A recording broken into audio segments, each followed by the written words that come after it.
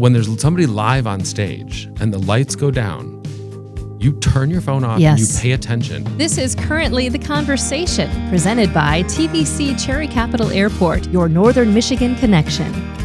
Today we're talking about one of Traverse City's most iconic cultural spaces, the City Opera House. And my guest is Chad Lindsey, Executive Director of the City Opera House. Chad brings a background as an artist, a performer, and a storyteller. And now he carries the responsibility of stewarding a historic building while helping it evolve for the next generation.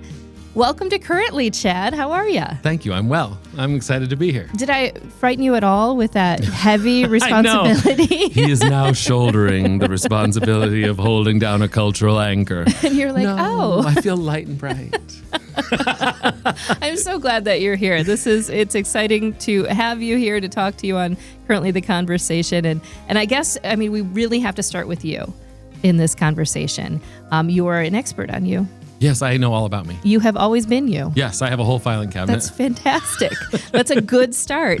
You have an artistic background. You are a performer, a musician. You have a theater background.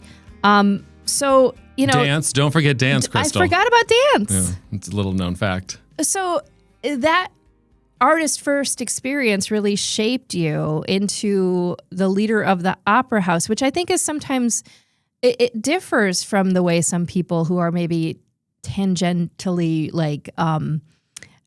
you're sort of around the arts and you fall in love with the arts, but you are there as an administrator. But you are an artist. Yeah, or at least that's where I started. Once an artist, always an artist. Right. And we can just let go of all that. I'm still everything I was, and I was everything I am, and yada, yada, yada. But here's the thing. Baby. Multitudes.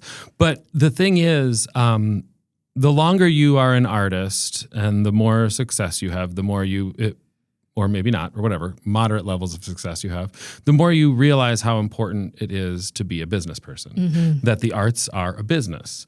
And for many, many people, that is the end of the story. They don't like the business aspect of it. They don't want to have a QuickBooks. They don't want to pay any attention. They want to dive in and live in the art. And very early on, I realized that I liked systems. There were parts of me that were really drawn to making things match, making things work, making a budget come up positive. Right. Which in the arts is tricky. But very early on, I sort of knew that I could do that. So I was excited about that. And then, I was a sort of self-centered as all performers have to be because you're selling yourself. Yeah.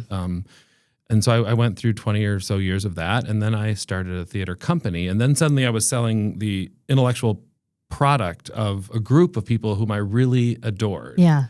And it was then that I realized that I was not only like crafting and caring for my own legacy and the legacy of my work, but I was caring for and worrying about the legacy of a group of artists' shared process and then product. And so then I was like, okay. This is a business. I've made a business, and this business is responsible for something, and I need to start doing that. So that sort of pushed me further into the mechanics of art as a business. And then I started running a theater space, and then another, and then, I found myself running a historic anchor here in Traverse City. And it is a huge responsibility. I want to ask you a little bit more about what drew you to Traverse City, or if you have any maybe long-standing ties with the area. But first, I have to ask you what it was like to be on an episode of Law and Order. Oh, that's easy. I've been on episodes of much more embarrassing things. Okay, I don't really. Let's see. I did a Law and Order SVU. I think you were a corrections officer. I play lots of cops. You have? Yeah, I'm on Blue Bloods more times than you want to know about. I'm always the cop at the beginning who hasn't really figured out his job, so he needs Wahlberg to come in and really cop it. So he's like, yeah, we found her head over there, and there's a lady over there we're holding for questioning, but we didn't really know what to do. And then he's like, I got it. So you're like a cop that's not good at your job? Yeah, basically. They're like, get Chad. He can play the bumbling, oafish, kind of youngish cop that doesn't quite get it yet or never did. And at one of the times where I was we already searched the room. There's nothing here. And then he's like, you mean like this? And he pulls a finger out of the, I'm That not good was- at, I yeah. play a cop that's not good at copying. So, a lot. My husband and I, and actually, I just have to call this out. His sister Erin is one of the biggest Law and Order SVU Dun, dun. fans ever, and they can like literally hear maybe 3 lines of dialogue. They know exactly what episode it is. Oh my gosh. But it's always so interesting to me, especially in Law and Order, that, you know, the police are questioning you. And I know that John Mulaney did a bit on this, and it's so true. They're questioning you, and you can't stop doing what you're doing to be questioned by the police. You're like, you know, I'm picking up packages and answering questions from the detective. I've always been the cop, so I never got to do that. Where they're like, "Hey, we have a couple questions for you." Well, I'm unloading ferns from a truck, so I will keep unloading ferns from a truck. But sure, I mean, yeah. I guess. Okay, I guess. Or like you're washing glasses And as they're a bartender. doing it like madly. Like you wouldn't just stop and go, "The cops are here." Like, whoa. Yeah, like okay, let me give God, you all of my guys. attention. Yeah, nope. Listen, there's ferns in this truck, and I Yes. gotta load them out of here because we're in the floral district. I love it. And so, I mean, not only did I already love you and the work That's that you're funny. doing with the City Opera House, but knowing that you did an episode of Law and Order, just, you know what? We're kindred now. Thank you. And now we will resume the interview. Wasn't so bad. What did draw you specifically to Traverse City? Was there something, I mean, have you been here before? You have a history here? So, well, I'm a Michigander to begin with. Okay. I was born in Sparrow Hospital in East Lansing, and I grew up in Saginaw. Mm-hmm. And in the summers, we would come up here, and Camp Arcadia is right down the lakeshore. And I was there working in the kitchen and as a craft person and a counselor, and so I knew that this area existed. And then my parents moved when I was in college up to Harbor Springs, like the Highlands, like Oh, yeah. Okay. they're on the back of the Highlands, sort of outside of Harbor Springs. So then Northern Michigan was like where I came home, Right. but I didn't know much about it because I went to high school downstate. Mm-hmm. So, and I really didn't know anything about Traverse City except that's where I flew into and out of. Yeah. So I was chill with it. You know, Yeah. I knew that it was my husband who was like, "Where are we going?" And I was like, "Well, I got this job, but it's fine because it's Traverse City." And he was Right. like, "Really?" Yeah. And he'd been to Michigan a couple times, but always the UP and really remote. So he was like, "Really? Will there be Thai food?" And I was like, "Mm-hmm." There's Sort Thai. Yeah. So I mean, it was really not that I had like, I was doing a nationwide search for a new position. I was in New York City, and I was becoming exhausted in a way that was like nerve-wracking. I was like, I'm a Midwesterner. I Yeah, smile right. at strangers. Yes. And that was like going away because I was like, I had it. So I was like, maybe it's time to go. Like I've been here for 16 or whatever years, and I've started this fantastic theater company. It's good to know when to hand the reins over to somebody else. It's good to know when to close a chapter. I'm going to look around and see if I can't find. And before that, I lived in Los Angeles, and before that, I lived in Chicago. Mm-hmm. So I was like, I'm done Yeah. with the cities. Yeah. So I think there are second and third tier cities in America that, there's a challenge there, which is like, what can you bring there? Like, it's not that any of us are any less hungry for good stuff. Right, Just because exactly. we're sitting in a city that has fewer than X number of people. Mm-hmm. Like, everybody's hungry for all kinds of fun stuff. Yeah. So I started looking, and there were jobs, in Santa Fe and one in the Twin Cities and one, there were just different jobs. And then my aunt lives in Acme. Oh, okay. And she was like, there's a job here in Traverse City. And I was like, well, but I'm looking for a job in the arts. And she was like, no, it's what you do. And I was like, Wow. so I threw my hat in the ring, and then I went through one of the most grueling interview processes that, Wow. it was serious business. Really? Yeah. Yeah. Like on stage, lit by theatrical lights with a bottle of water and like the whole board down on the floor. And you're on stage, and they were like, this first round. And Nick Viox was like, this first round of questions will be 5-minute answers. Oh my and we'll start with. And I was like, so that was exciting. And then I got it. Yeah. So here I sit. And you've been in this role for how long now? 2 years and a half. Wow, 2.5 years. Yeah. So, as we said at the top of the show, I mean, the City Opera House is a big part of this community. It's been a huge part of this community since the late 1800s. Yeah. When you stepped into this role, did you feel that sense of responsibility for protecting that? Yeah. So for all my history with performing, I also have sort of a parallel interest in architecture and preservation. And so this and urban planning. And so this is really a lovely and perfectly positioned job for me. So yeah, I immediately was interested in even pushing forward the notion that not only is this a civic gathering place and an arts venue, but it's also a major part of our downtown corridor. Yes. Like this is like when we pack the house full with 680 people, they all go get drinks and food before or after and vitalize and make more vital this, downtown development district. Right. So I'm excited by that. I think that's fascinating. It gives you pause to know that you have to steward forward this thing, but that's great. Yeah. That's an opportunity for a little tiny bit of legacy, which should keep you motivated. Yeah. And I don't want anything bad to happen on my watch. Right. Yeah. There's no wood in this room. Is this wood? We'll call it wood.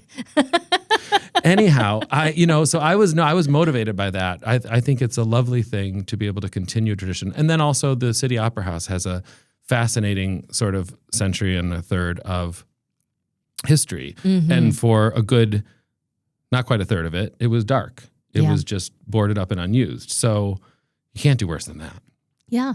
That's a good way of looking at it. You know what I mean? I was like, well. As long as we don't go back there. As long as we don't board it up or it turns into condos. There you go. I have one. Or in this case, short-term rentals. That's very good to Those know. are I figure that's, I had a story. There was a friend of mine who ran a similarly sized venue in another part of the Midwest who said, and I quote, "Eventually we just did cage fights." And I was like, interesting. That would be another lowest point. I have to say, cage fights at the Opera House.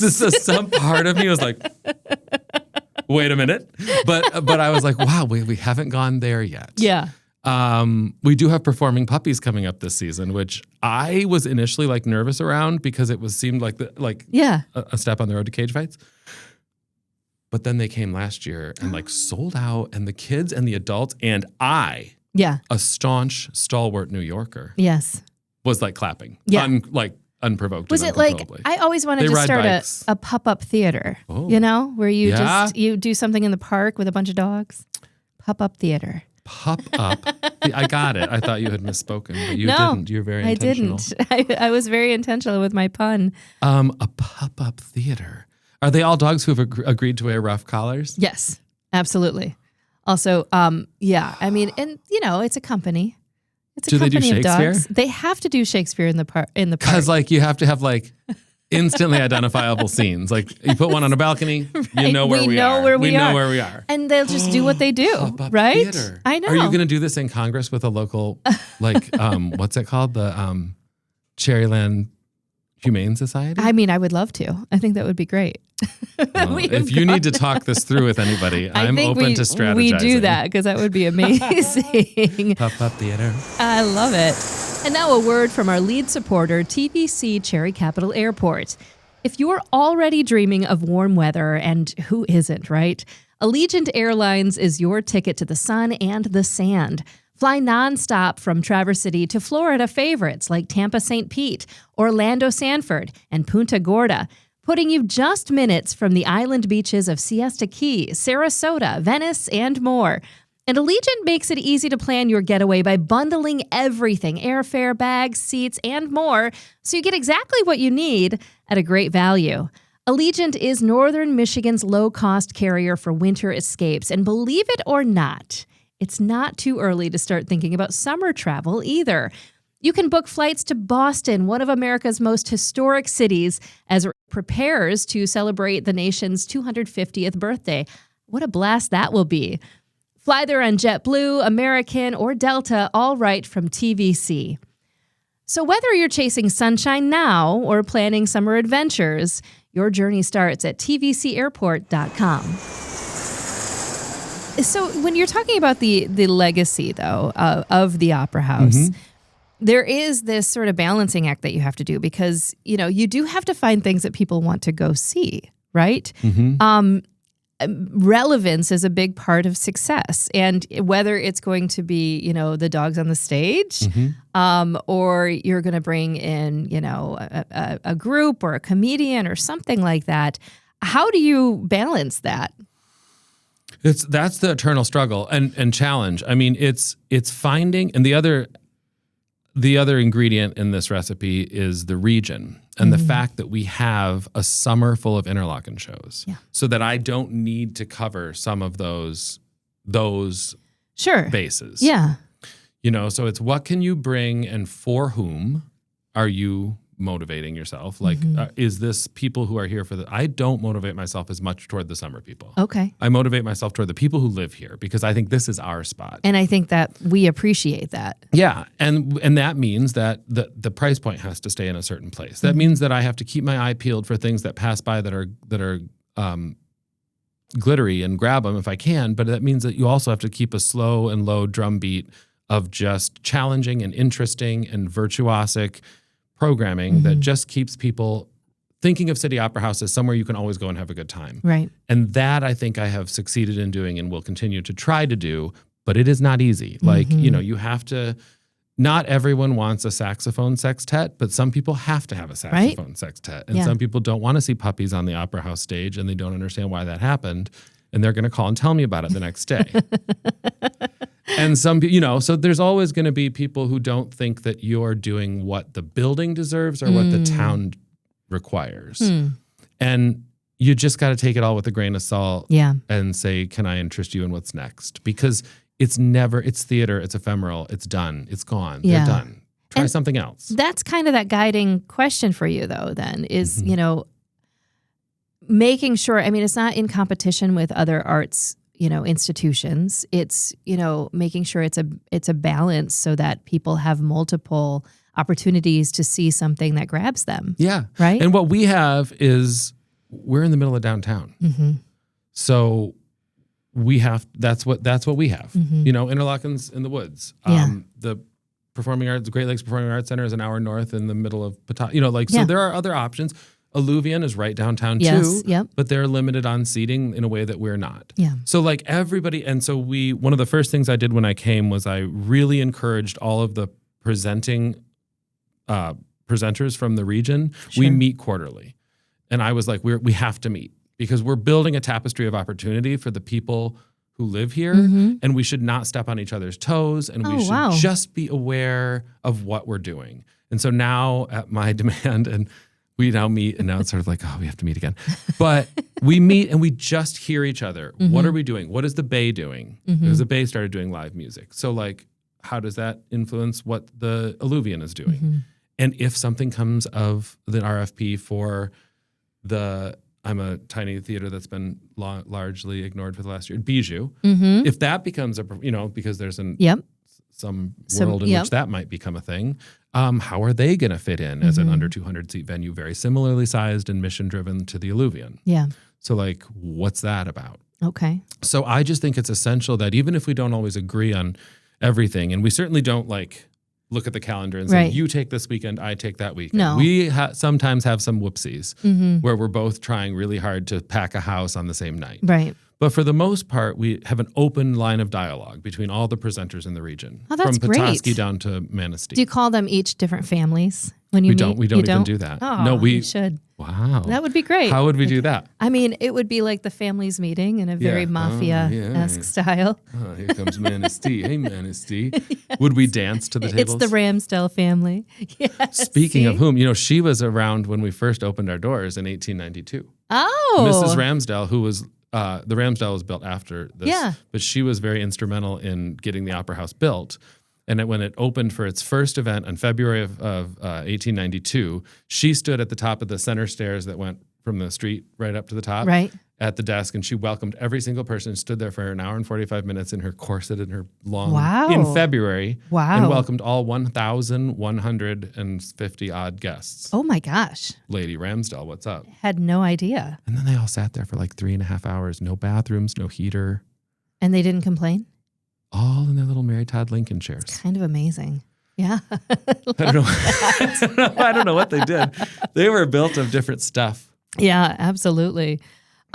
So when you think about serving all of those groups, how are you able to do that without losing your clear identity? Well, that is a question. And, one of the things, I'll just put this out there. It's one of my nervousness. I have an area of nervousness around identity, and it is around tribute bands. Because we're doing some. Yeah. We have a company that we're renting to that brings tribute bands. Those are rentals. We live off rentals. That's great. We can only, It's true. we can bring as much fine arts as we want. You can't make people go. So we do rentals. We do some weddings. We do some events. And then we do these arts rentals. Yeah. And we've been working with a company that's been bringing things, and people love them. Yeah. So they're selling great. So people want to hear the Eagles, and they don't want to Right. try and resurrect the Eagles. They want to just hear them. Yeah. So, we have yet to put one of those in our season.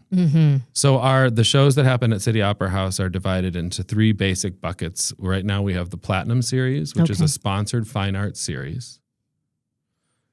We have the Ovation Series, which is shows that come along after the season is set, but I want to grab them. Right. So they go into the Ovation Series. And then there's rentals. Okay. And so you can always, when you go to the website, you can search by Platinum, Ovation, or I think it says City Opera House Welcomes. Welcomes, yes. And the danger there, of course, is that I don't have any control over the quality of those rentals. Really. Yeah.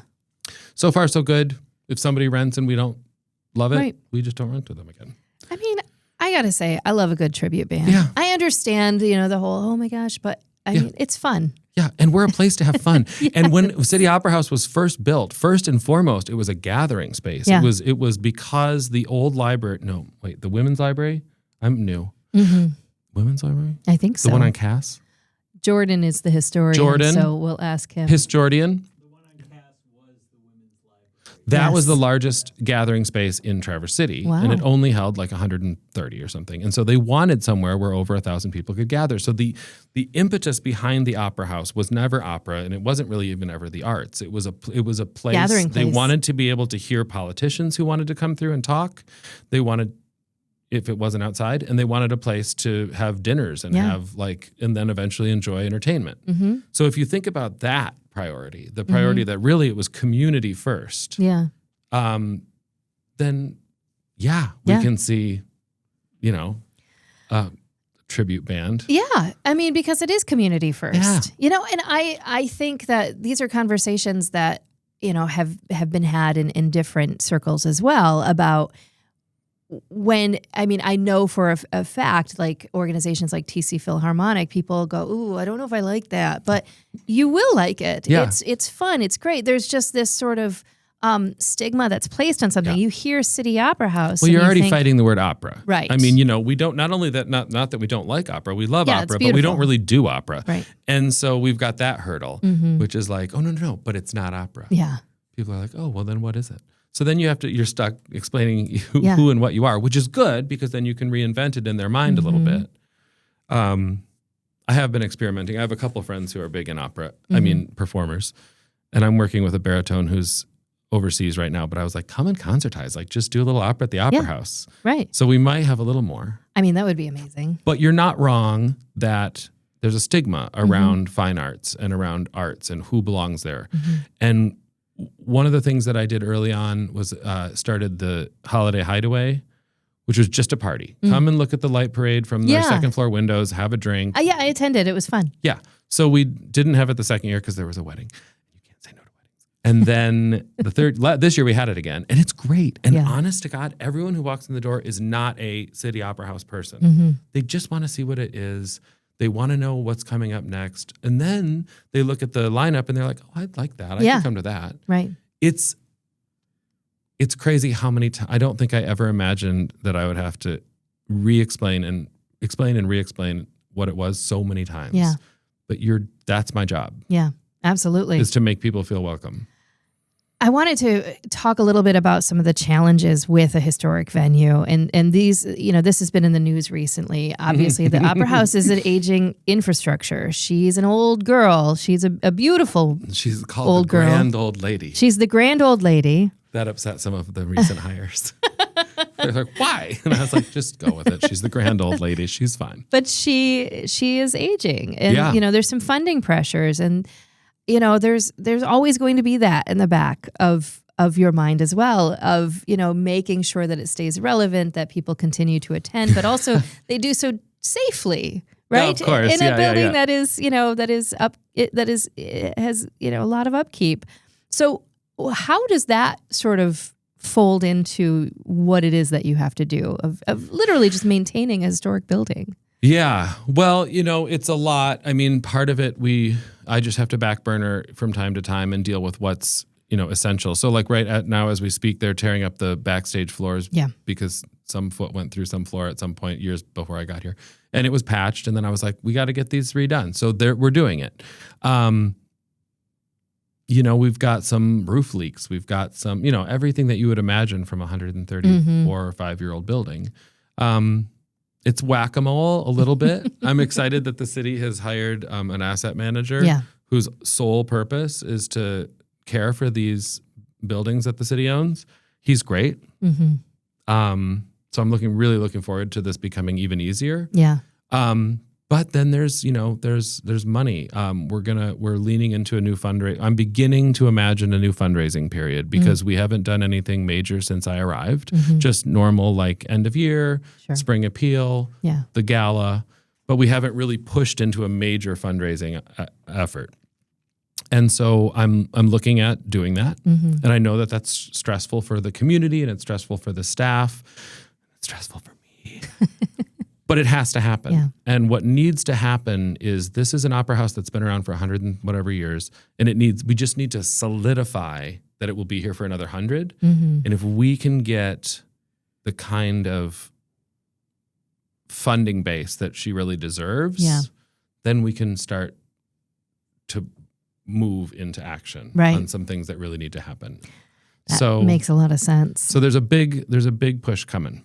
So that is another sort of tension between, this mission-driven programming, the financial sustainability, the responsibility of making sure that we're maintaining a historic building, and then also being in a tourism-based economy where you don't necessarily cater, not that you don't welcome tourists, but know the audience are the people who live here. So there's a lot of tension there. It's a lot of plate spinning. Yeah, and I'm, I've operated performing spaces before, but this is the first time I've done it in a historic building. Mm-hmm. And so I'm really excited to continue to delve with the city as a partner into funding sources that we're on the National Register of Historic Places. Mm-hmm. That opens us up for grants that have nothing to do with the arts. Right. So every time people worry about whether Michigan Arts and Culture Council funding is falling through or what's happening, we are in a unique opportune position because we are both an arts organization and a historic landmark. Right. So I'm working with the city to really turn our attention to how important it is that this physical building be honored and maybe also use that as a way to get that taken care of. When you think about the future of it, you talked a little bit about just, the seeds of a fundraising campaign, mm-hmm. nothing that has been planted yet, but, getting those seeds. The need in those sort of 3 levels of or different buckets, if you will, of performances, including rentals. Mm-hmm. Do you have any other thoughts about other partnerships, educational, regional, anything otherwise that maybe could help benefit the Opera House's future? Yeah, I mean, I'm always on the lookout for partnerships. I think everybody is. What we want to do is we want to make sure that we're really blessed. We have a long tradition of incredible grassroots donations making us what we are. That's amazing. Don't want to get rid of that, but happy to share part of that. And so I'm always looking for opportunities to partner with other nonprofits in particular to sort of build our base. Yeah. But I'd be really interested in partnering with for-profit entities, making sure that the business community, not only the one that benefits directly from having a cultural anchor on Front Street, but also the ones that just benefit from every single video of Traverse City showing our structure to make it clear that we are a vibrant small town. Like, you want people to come and work at your hospital or whatever. Like, let's make sure that we're partnering in a way that recognizes that the arts and something to do is a real reason why people move somewhere and stay there. It's very true. I mean, look at what your husband asked, first of all, was about food. And the second thing was culture, right? Yeah. Right? Yeah. two very it's important nerve-wracking things for people. They don't know where they're going. So they're like, well, Yeah. what's there? Mm-hmm. And that's why it's important that not only do we have the arts, but we have this arts palace right on Front Street. Yeah. It's right there. It's embedded. You can't ignore it. It's Yep. part of who we are and what we do. And it's blocks from the beach where we do everything else. And it has a great sign now. Thank It you. really So it had does. very little to do with it. But It's so good. thank you. And now I'm working. Okay, you know how it says City Opera House in stone above the second course of windows? Yes. So there are lights that stick out and are supposed to light that at night. Right. And they're not doing it. Oh. So I've been hanging out that third floor window trying to get my grubby little hands on those lights to see what kind of 1994 bulbs. Like I just need to find the bulb. I don't know. And I don't want to like get a cherry picker or any amount of scaffolding out. I Right. just want someone to reach with longer arms than I have and not fall to their death. So this is us asking if anybody has long arms. Do you have really long arms and you don't mind heights? There you And you know go. how to sign a waiver? We just need one bulb. That's it. I just need to know what we need in those lights. Bulb. I love it. Well, before we go, I have Oh, to no, ask it's already you- time. I know. We didn't even sing. When you think about yourself being at the Opera House now for about 2.5 years, Yeah. and you're inside the Opera House, is there a moment that comes to your mind that reminds you about why this work matters? Oh.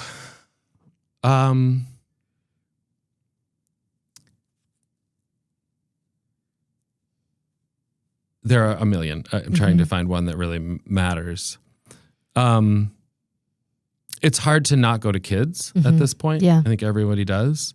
But rather than our education program, which is growing, and I'm excited about a few new things that are coming down the pipe, it's really when kids are asked to act like adults. Mm-hmm. It's one of the few times I think kids in this region are like told, it's the word opera again. Yeah, right. It scares the parents enough to make the kids say, no, shush, you're in the Yeah, opera house. right. Don't run, sit down, do this.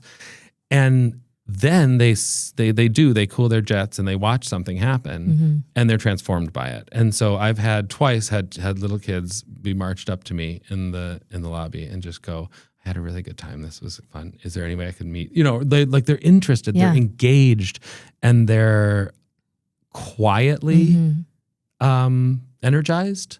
They come in wildly energized, Right. and then they leave quietly energized. And it's that sort of focusing, everyone breathing together, everyone watching the same Yeah. thing that we don't, even when you go to a movie, sorry, honey. Sorry, everybody in this room. You can do whatever you want, really. Yeah. But when there's somebody live on stage and the lights go down, you turn your phone off and you Yes. pay attention and you get in line to watch someone who has dedicated their life to something higher than them channel that muse.